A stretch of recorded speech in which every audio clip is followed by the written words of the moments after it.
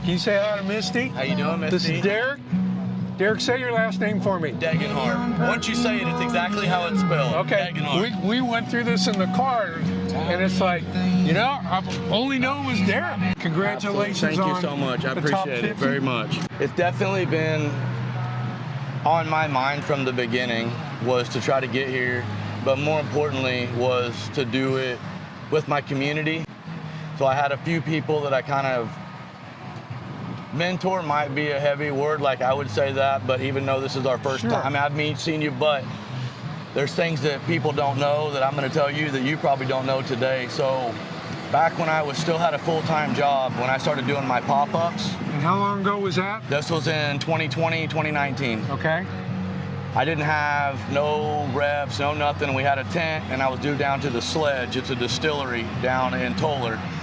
So I would work all week, I'd come in, and then on Thursdays, I would drive over and I'd get all my supplies because I thought you had to do things like in 3 days. Sure. Because that's how everybody was, Aaron Franklin and everybody else was doing it like that. But what I used to do is I'd go stand in your line, and I would watch you guys operate. I didn't talk to anybody. I saw Andrew, I was always like, man, if I could just have that job, that'd be so cool. I ran through the line, I used to do that, and then I would leave there, I'd get fired up, I'd go to, not US Foods, but Chef's Choice, yes. That was where I was getting all my stuff because I didn't really know about Restaurant Depot. I didn't have any accounts set up. So I'd basically get fired up and get charged up, watch your guys, walk around, see how you operated, and I was like, man, they are so efficient. They don't waste movements, they don't waste product. You know, that's waste is like, has to be second to none. Sure. You keep it clean throughout the whole time. You're efficient, you're nice, and I love the fact that you and your guys were always there, which I feel like if you're gonna put out a quality product and you're gonna have a restaurant that you wanna stand out, it's no different than a fine dining restaurant that has a chef. You wanna go, you wanna see that chef. Right. If I go to your restaurant and I see Todd and I see your lead guys there, I know one thing, I'm in for a treat today because they're bringing their A game. Sure. If I'm not here, even if I don't do anything today, like I don't do much of the day, they're trying to kick me out, we're trying to get ready to go up into the brick and mortar, I still wear that. You know what I mean? Like it's like I want it to be awesome. I want people to have a good experience. I don't want people to leave and be like, I didn't see Derek in there doing it working. I bet it's because they wasn't in there holding the standard. So that's what I feel, and it may just be me. I feel like if you own a place and you care about it deeply, you should be in there. Right. And not killing yourself, but during the prime time, people want to hear me. They want to talk to me. They want me. It's my last line of duty to make sure when these customers leave that we put a smile on their face. It's all about that experience. Yes, that makes money. Absolutely, absolutely. So if we back up a little bit before that, what was the purpose of putting this in? Why North Texas Smoke?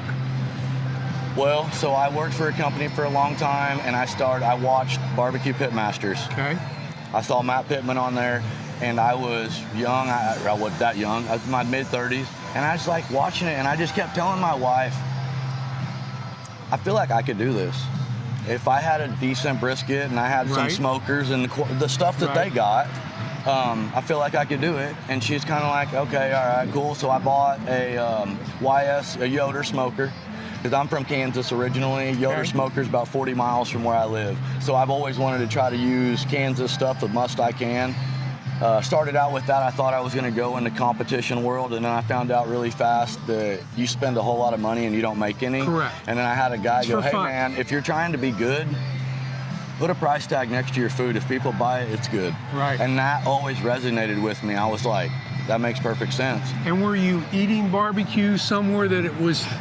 No, I don't even like barbecue. Is that right? I've ate at your place a million times. I've ate at Truth once. I've ate at Dane's about 6 times.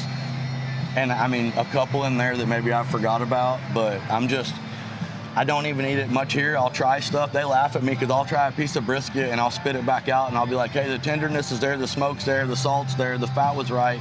I just don't want brisket at 7:45 in the morning. Sure. So what was the attraction to say, this is the kind of business I want to be in? The drive to be different I always, so I grew up in a little bitty town in central Kansas. I graduated with like 24 kids counting me, and I couldn't leave there fast enough. I left, went to the service.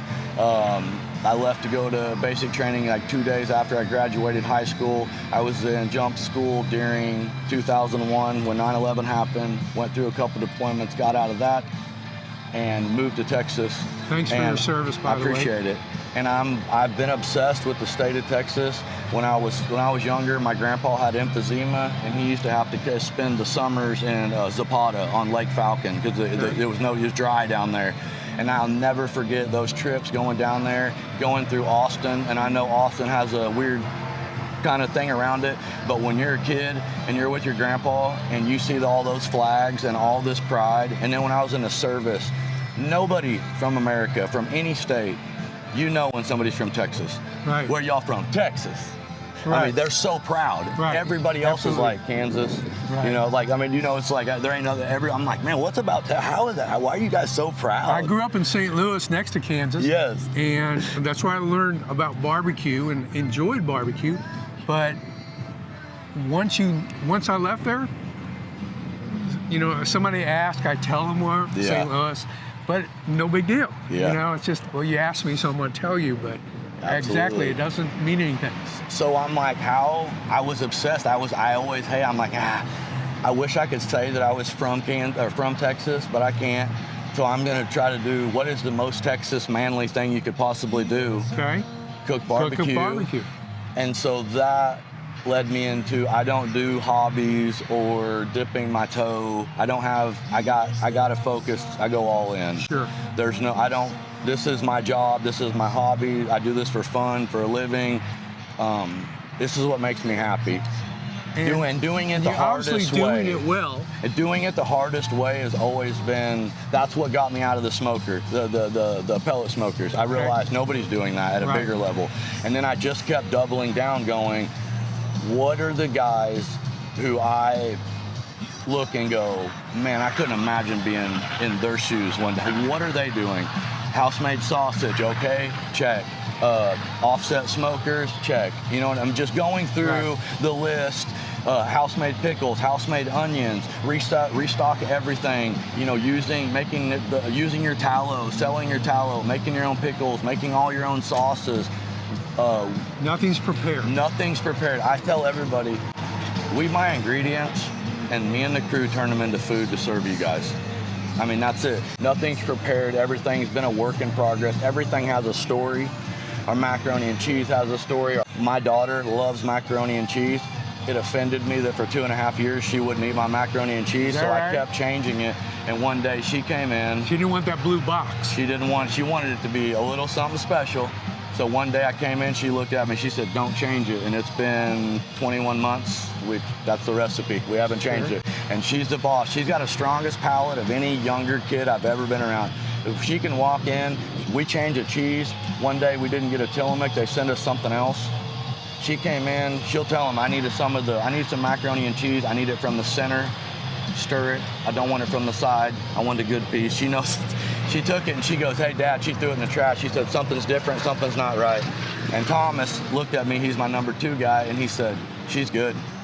He said, the only thing we did was change the Tillamook this week, and that everything else is the same. It took her that long, so I was like, hey, we have to stay with that recipe. Same as the sausages.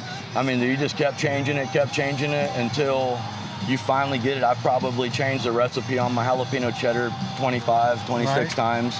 And a lot of that is just learning stuff from you, picking up things that I see. Andrew, talking to Andrew, just if you're gonna put something out, if we put something out, like we're trying it, we've done it 100 times here. Yeah. We're not trying new things out on our customers. I feel like if we're gonna put it, you guys branded best, that's right. We're not saying we're always the best at everything, but when you come here today, you're doing your best stuff. You're getting the best we all got today, every day. That's all we can do, you know what I mean? So our starting sausage, when I started the business, was our house number 17. Yep. And the reason it was called number 17 is that's how many tries it took us to get it to where we thought it was good enough for the public.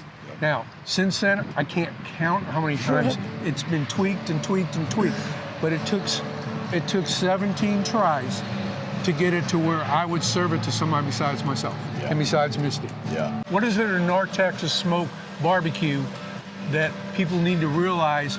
Come on out here, it's great. I think our customer service, the way we take care of our customers, the time that I try to spend, really, I'm obsessed with remembering people's names. I try to remember as many people, and it's remarkable how many I'm able to do and their orders. And also, but probably the biggest thing that I would say, our food's good. Obviously, if you're on the list, your food's putting out a good product. Are consistent. Our customers tell us all the time, being able to tell your friends, hey, drive over here, knowing that you can trust us to tell your friends, whether it's Wednesday through Saturday, whether it's 11 o'clock or right before we close, whatever you're gonna get there is gonna be good. It's gonna look like the pictures. It's gonna taste like it did, that your buddy said, hey, the ribs are excellent. That's what the ribs are gonna taste like every day, just like you go to Cadillac's. What is there on that menu that they should put first, don't miss? I love our turkey. Okay. Our brisket is, I always have to go with brisket, obviously. Brisket's the only thing I still do. I still trim briskets and I still cook brisket. I have my manager and one new employee. I just can't let go. It's not their training, and but it's not that I just don't want to stop cooking briskets. For sure. I still love it. That's why, and it's a representative of you. Yes, and that a lot of, like my pastor tells me, it's you spend 2 minutes with Derek, you know one thing, he cares about cooking barbecue. He cares about the conversation that he's having with you. I love talking about God. I've had so many conversations talking about God and Jesus and meeting him, and people that have came and had their husbands that have came and just lost their wife a couple weeks ago, and he came to have, this was his wife's favorite place, so he's still gonna have that moment on Saturday, even though she's not here. I sat down at that table, looked like a little kid crying. It's those experiences. Right. That's who I am. I wear my heart on my sleeve. If you've ever met me one time, the next time you meet me, I'm gonna be the same person. Can you tell us something fun about Derek that most people don't know? I'm obsessed with my dogs. With your dogs? We have 4 miniature schnauzers. One of them's Axel, he's my main guy. Then we've got Reggie, he's our new guy. We've got Avalanche, and we just lost Roxy last week. She was been with us for like 15 years. She's been at every house we've lived in. She's all of our boy dogs' mamas. She was there when my son came home, when my daughter came home. But yes, they are, people can't even imagine. When they get their hair cut, my wife brings them by so I can see them. Like yesterday, I came home for the first time, Roxy wasn't there. I left and all 3 of my boys were getting groomed. So she called me, she said, hey, I just want to let you know when you walk in, it's really weird. There ain't no dogs there. She's like, but don't worry, I just picked them up and I'll be home soon with your support animals. So that's just me. I mean, I just go home, that's my safe place. I love being with my family. I love when I get done on Sunday or Saturday, when I check out of here and we've got everything done and I walk and I know that from that point until sometime in Monday, I'm all there. I love just go home, lay down, play with my dogs, sit on the back porch, and do whatever my family wants to do. Next for the restaurant. You're going to a brick and mortar? So we're gonna build out, we've got a project here. So it's basically going to be a brick and mortar style restaurant made out of Connex boxes. What you're looking at is the front. Gonna try to put some type of mural, kind of where the HAM is. I've got a big logo we're gonna try to get painted there. This used to be a great place to go and they made Texas Monthly Top 50. Now they're super busy and I can't wait in line because I can't get my meal in 30 minutes. I wanna know that I know it's gonna be an adjustment and it may not work. Nothing works how you want it to. Right. I want at least know that I'm trying the best I can to accommodate for those people because they're the people that ultimately got us here. All of these new customers are great, but everybody that just came here and spent $5 consistently, $50 consistently, they're the reason we're still open. The business is now growing to a place where I have to understand and accept the fact that I no longer can put all the fires out and fix if the problems can get too big for me. There was a time where I was everything and I want to be that so bad, but there's a time, and that's been the last 6 months, bringing in a manager. So her name is Lisa. She's worked for the past 9 years for Evie Mays as their general manager. Oh, wow. So I got lucky. Her brother's actually from here, goes to our church. So this is where her family's from, and it kind of lucked out, and she's been, she's given me my life back. We're not trying to build a Snows or a Brett's in Rockdale, but man, I love that feeling. Sure. Of just, hey, this is, if you're here and you're on the premises and you're here for North Texas Smoke, everybody that's in line and here, they're all here for a reason, and they've got the same thing in mind. And part of that same community. Part of that same community, you know, and like I've seen it before in the Goldies line. You may meet somebody from Nevada and you're from Oregon, and by the time they get up there, you done bought their meal behind you. Right. And you've exchanged numbers and emails, and you know, it's people don't understand that, but when you're here and you see it, that line and the people out here is a living organism. And I, in my opinion, that's what barbecue's all about. That's it. Okay, that's what, when we had barbecues at home when we were kids and so on, it's all about that community thing. It was something to do. It was two things. It was something to do, and it was the food. Yeah. They were both called barbecue. We're going to a barbecue, and we're eating barbecue. And when you lose either one of those two, I think you weaken today.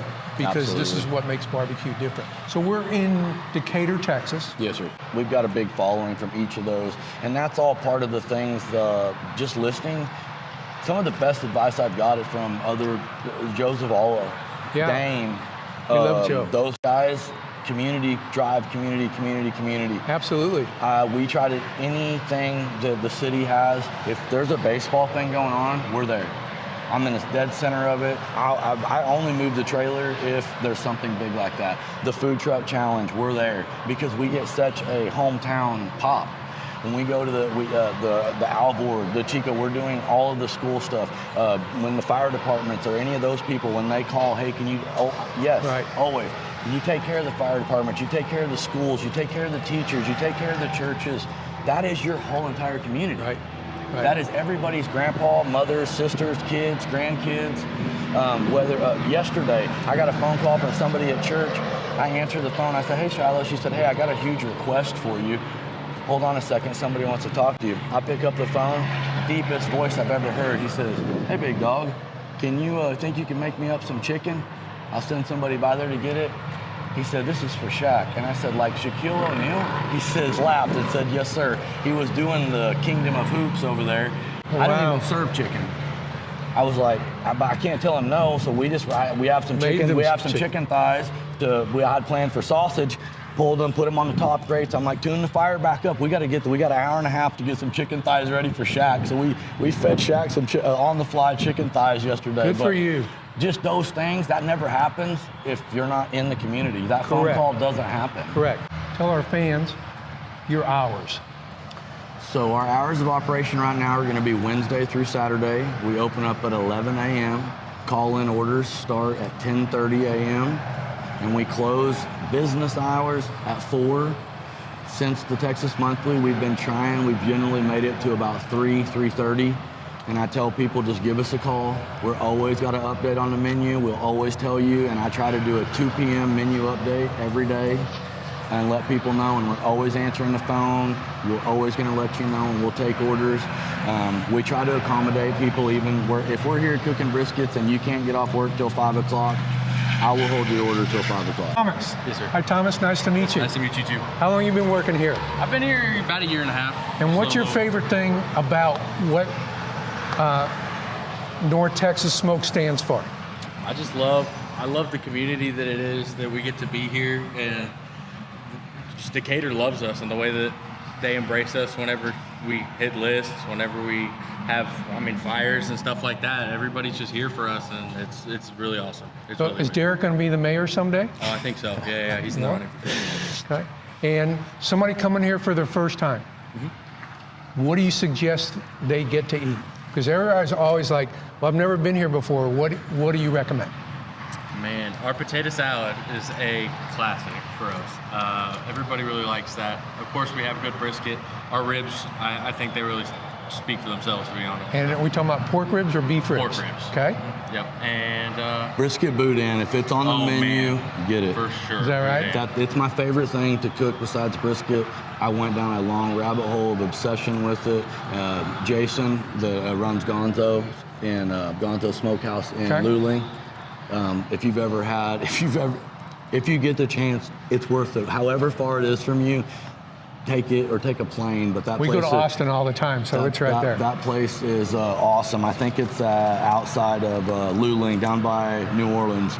But it is, that dude has the best boudin, whatever he makes, shrimp etouffee boudin, brisket boudin, and it is out of this world. And he helped me with the base of it, building the roux, the foundation, getting the ratios right. But it's one of my favorite things, and it is. Are you making the sausages here? Oh yeah. You are? Yeah. that boudin is the reason I work here. Is that right? I used to work at a different place, and I came up here. Anytime he posted boudin, I went up here with my dad. Every time he was like, "I'm gonna get you," I was like, "Okay." And one day I was ready to work up here. I'm glad to be here. Go ahead, Derek. Looks like we got a little bit of sliced moist brisket, a few lean slices. This is gonna be our jalapeno cheddar link, our house-made pickles, onions, jalapenos. This is our gold sauce. It's a mustard and oil based. That's our OG sauce. This is gonna be our macaroni and cheese, which is gonna be a Tillamook smoked Gouda, a little bit of breadcrumbs on top. Very good, roux based. And that is our loaded baked potato salad. That is my version of a loaded baked potato the day after turned into potato salad.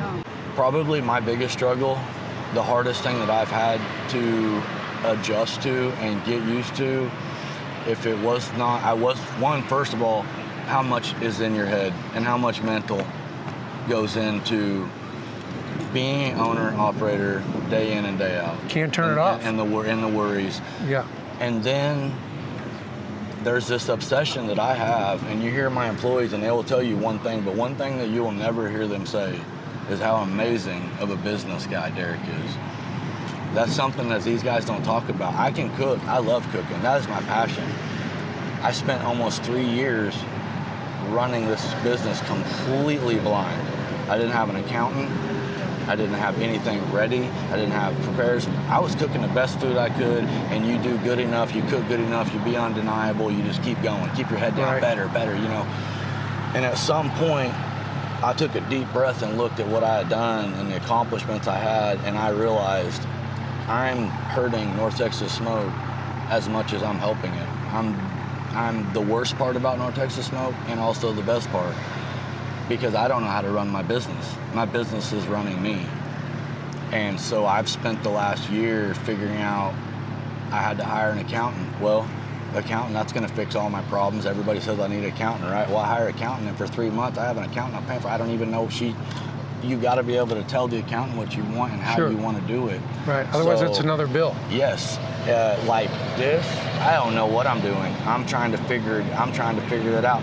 I've been loving watching you guys, because I'm like, when you say me, I'm like, I need your help right now. You know, we're gonna get into here, we're gonna run into problems that I've never experienced. I got an idea and a plan, so does my manager, of how we think we're gonna lay this out and how this thing is gonna go down, and it's gonna go perfect, right? No, it ain't. And I've known long enough to know you're gonna make a plan, and if it goes 80% right, you've done very well. Get somebody, if you don't know how to run your business, find a mentor. Absolutely. Find somebody that can help you, because when your prayers get answered and your dreams start coming true, you gotta handle it. You don't want to get hit in the face like I did, where I also got hit with the nightmare of who's gonna run this? Who's gonna take us up here? Oh, I gotta do that. Whoa, that's tough, because I don't know how to do that. And who am I gonna call? Where am I gonna call? How am I gonna call? Knowing that you have somebody with your experience, being able to call, email, bounce an idea, the amount of weight that takes off a person's shoulder is, you can't even put it into words. And maybe it's not like that for everybody. Maybe there's guys out there that are just great at business. I'm not an entrepreneur. Sure. What I should have done probably was get a job at a barbecue place. I was in a situation where I had a really good income. I had a great job. I felt like my best opportunity was to try to do this on my own because I didn't have time. I didn't have 6 months to work into a good salary. My wife said, hey, you can have 2 weeks of not paying us, and then after that, we're gonna have to have some type of money to live. So I said, cool, give me 2 weeks, and from that point forward, I'll pay us a set income, and I've never changed that. I still pay myself the same amount that I started with because I'm trying to give everything back to my business. So we wanted to start NextepQ, not as a business, but as how can we help the barbecue community? How can we at least point them in a direction, answer questions, help them one-on-one, whatever they need. Hopefully we can be there for that, and they can have one place to go, and eventually we'll get everybody else to become members of that community. So you can have an Aaron Franklin answer a question of yours, and you can answer a question for a new guy that's like, hey, I'm thinking about starting a trailer, and I don't know anything about a trailer. Where do I buy one? How do I plug it in the ground, or how do I get it? Well, that was me. When I got this trailer, me and my son went to Oregon, and we come back. I got it licensed up. We sold barbecue in it 6 days later. I didn't even know how to turn the air conditioning unit on. It was 138 degrees in there. My cashier passed out in the first 2 minutes. Me and my son's face was so red when we sold out, you could have cooked turkey and brisket on our face. And I told my son that day, I was so excited and giddy when we left. I thought I had everything done, and I still had my 4 stacks, my jacks leveled out. Nah, I just sent it, drove off. I pulled out, sparks are blowing. I pulled over, realized I tore all my jacks off. I mean, I didn't know what, you know what I mean? But it was like, I remember going, hey, I've never had a feeling like that, and we got our butts whipped big time, and I loved it. And I was like, and now we're gonna do just a little bit better next week, and we're gonna come back with a different plan, and then here we are. It's a hard way to learn those lessons, but you learn them. So good for you. Aaron, thank you so much. Absolutely, it's been my pleasure. Thanks for having us. It's been an honor having you guys out. Good luck with your brick and mortar coming up. Absolutely, thank you. I'm sure we'll see you back out here then. Absolutely. And we've given everybody the hours. We've told them all the great items. Come on out here and eat. Enjoy it. Let us get y'all fed. Thank y'all. Good deal. It was a good day. It was a good day.